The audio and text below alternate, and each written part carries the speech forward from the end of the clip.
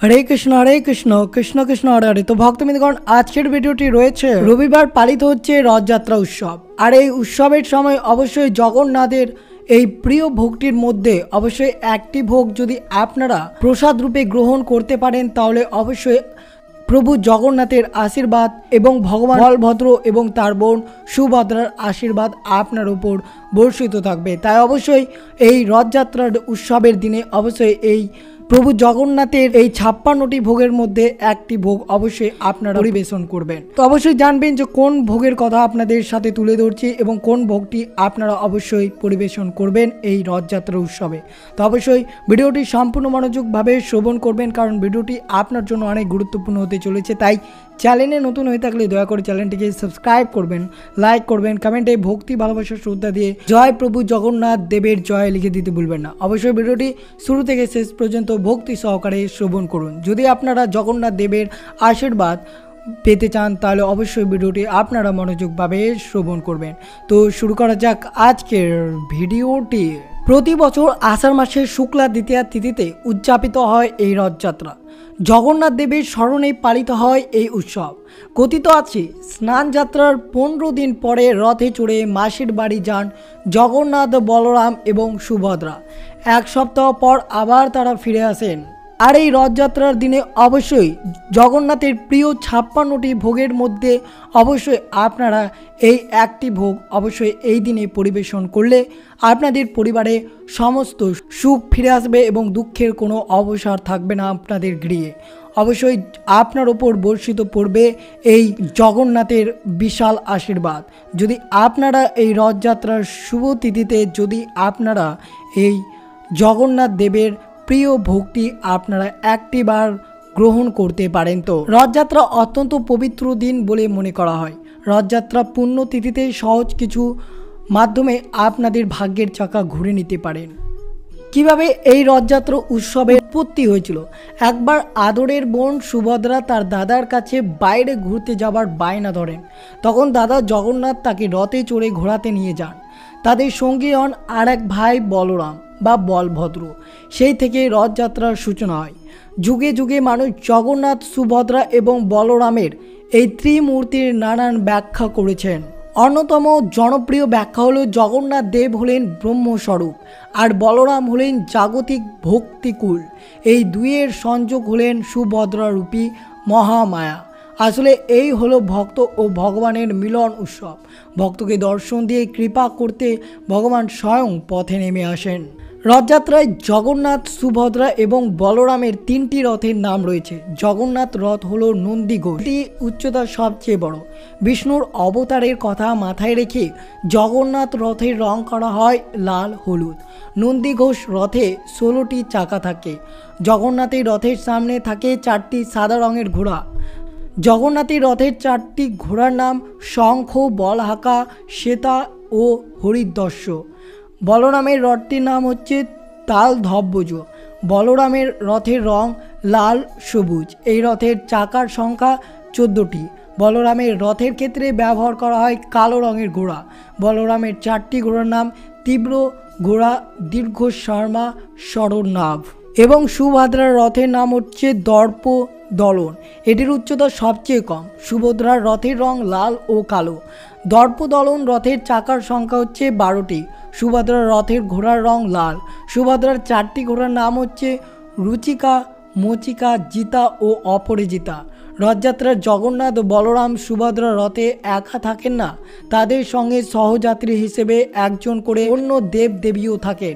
জগন্নাথের সঙ্গে থাকেন মদনমোহন, বলরামের সঙ্গে থাকেন রামচন্দ্র এবং সুভদ্রার সঙ্গে থাকেন সুদর্শন। পুরীর রথযাত্রায় জগন্নাথকে দেওয়া হয় এই 56টি ভোগ।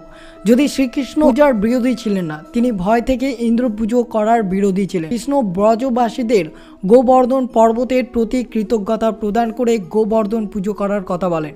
এরপর শ্রীকৃষ্ণের কথা অনুযায়ী ব্রজবাসীরা যখন গোবর্ধনের পুজো শুরু করেন তখন ক্ষিপ্ত হন ইন্দ্রদেব। রেগে গিয়ে ঝড় বৃষ্টি বজ্রপাতের কেবলে ফেলতে উদ্যত হন বৃন্দাবনকে। এই কারণে শ্রীকৃষ্ণ ব্রজবাসীদের রক্ষা করার জন্য গোবর্ধন পর্বত হাতে তুলে নেন এবং কনিষ্ঠ আঙ্গুল ধরে রাখেন সেই পর্বতটি।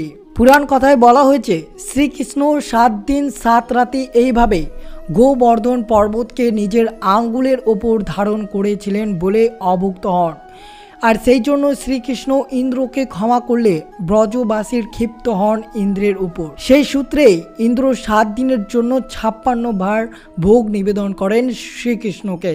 মূলত শ্রীকৃষ্ণ ভোগ নিবেদনের এই রীতি থেকেই নাকি রথযাত্রার উপলক্ষে জগন্নাথকে 56 ভোগ নিবেদন করা হয়। যদিও স্কন্দ পুরাণ অনুযায়ী রয়েছে এর ভোগ পর্ব নিয়ে ভিন্ন মত।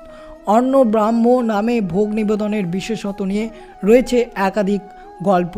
প্রতি বছর আষাঢ় মাসের শুক্লাপক্ষের দ্বিতীয়া তিথিতে পালিত হয় এই রথযাত্রা উৎসবটি।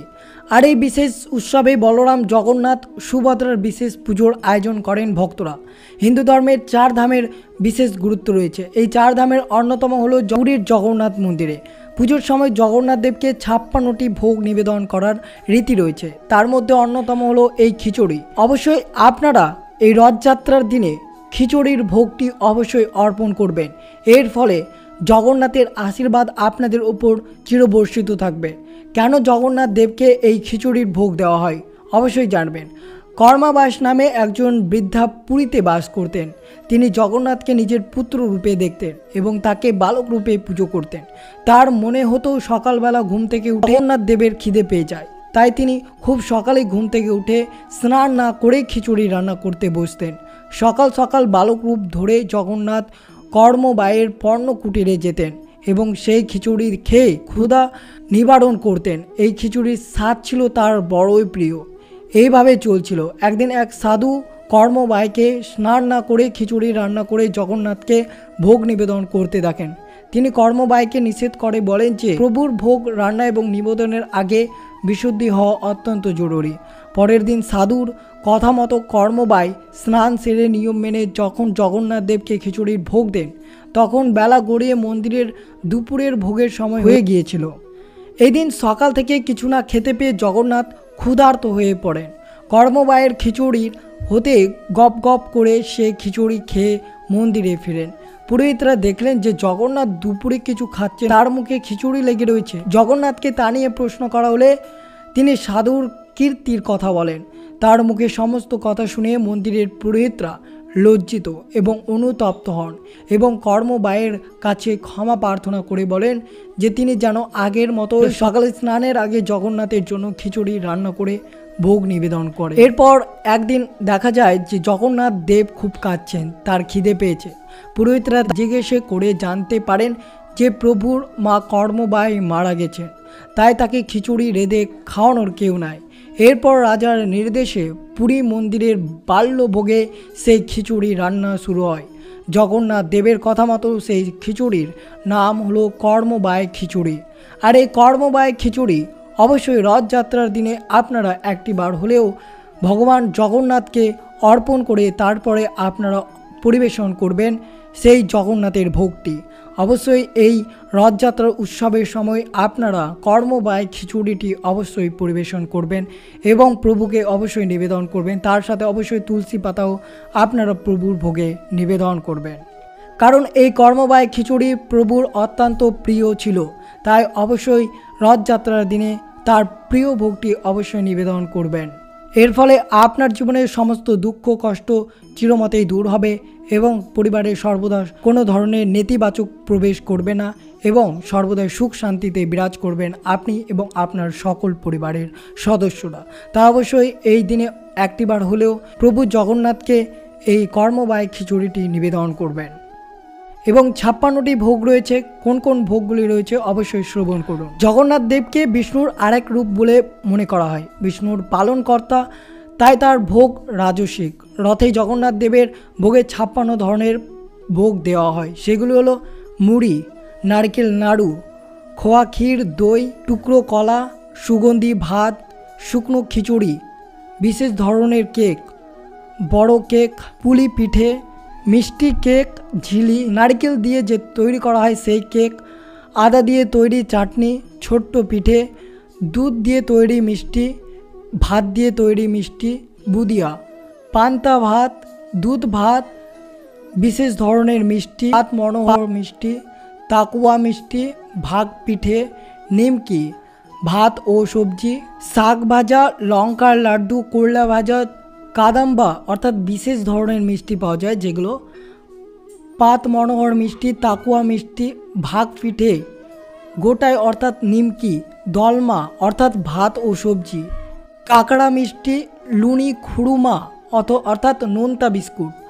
আম আলু অর্থাৎ মিষ্টি লুচি, বড় পিঠে, চারায় নাড়া মিষ্টি, খাস্তা পুরি, কাদালি বাড়া, মাধুরুচি অর্থাৎ মিষ্টি চাটুনি, সানা আরশি, পদ্ম পিঠে, পিঠে, কাঞ্চি অর্থাৎ চাল দিয়ে বিশেষ ধরনের মিষ্টি হয় যেগুলো সেটি, দাহি পাখলা অর্থাৎ দই ভাত, বড় আরিসা, ত্রিপুরা, সাকড়া অর্থাৎ সুগার ক্যান্ডি, সুজি ক্ষীর, মুখ সিজা, মনোহর মিষ্টি, মাগজা লাড্ডু, পানা, অন্ন, ঘি ভাত, ডাল, বিসার অর্থাৎ সবজি, মাহুর অর্থাৎ লাবড়া, সাগা নাড়িয়া অর্থাৎ নারিকেল দুধ দিয়ে মাখা ভাত। এই জগন্নাথের প্রিয় 56 ভোগ জগন্নাথ দেবকে অর্পণ করা হয় এবং সব থেকে প্রিয় ভোগ হচ্ছে কর্মাবাই খিচুড়ি। অবশ্যই আপনারা এই কর্মাবাই খিচুড়িটি জগন্নাথ দেবকে ভোগ হিসেবে অর্পণ করবেন আপনাদের গৃহে এবং সেটি আপনারা পুজোর শেষে পরিবেশন করবেন। তো অবশ্যই আপনারা এই দিনে এই ক্রিয়াকলাপটি করবেন এবং আপনাদের মনে যদি কোনো ধরনের প্রশ্ন থাকে তাহলে অবশ্যই কমেন্ট বক্সে কমেন্ট করে জানাতে ভুলবেন না। তো এই ছিল ভিডিওটি ভালো লাগলো অবশ্যই চ্যানেলটিকে সাবস্ক্রাইব করবেন, লাইক করবেন, কমেন্টে ভক্তি, ভালোবাসা, শ্রদ্ধা দিয়ে জয় জগন্নাথ দেবের জয় লিখে দিতে ভুলবেন না এবং ভিডিওটি আপনার আত্মীয় ভক্ত বা বন্ধুদের সাথে অবশ্যই শেয়ার করবেন। সুস্থ থাকবেন, সতর্ক থাকবেন। জয় শ্রীকৃষ্ণ, রাধে রাধে।